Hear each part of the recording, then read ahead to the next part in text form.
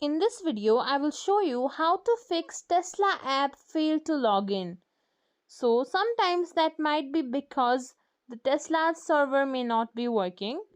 You can simply give it some time and it might start working. And if it's not working, and these are the things that you can do from your side to fix it.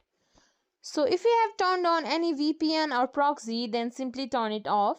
The next thing that you can do is simply open up your control center. Make sure that you're connected to a stable Wi-Fi connection, or you could try turning off the Wi-Fi and turn on your mobile data and try to log into Tesla from there.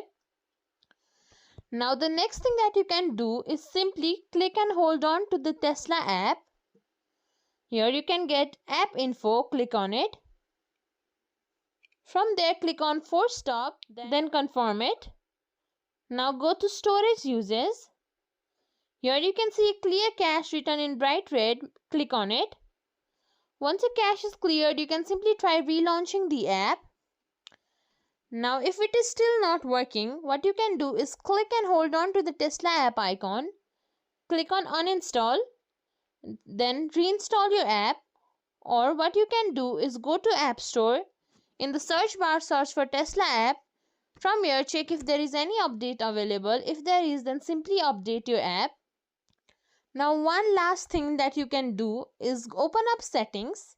In the search bar, search for date and time. Click on it. Make sure this set time automatically is turned on. Sometimes if it is turned off, then there might be some issues loading into the app. So make sure you turn this on. Make sure you also turn on set time zone automatically. If you think this video was helpful, please like, share, subscribe to our channel, and thank you for watching.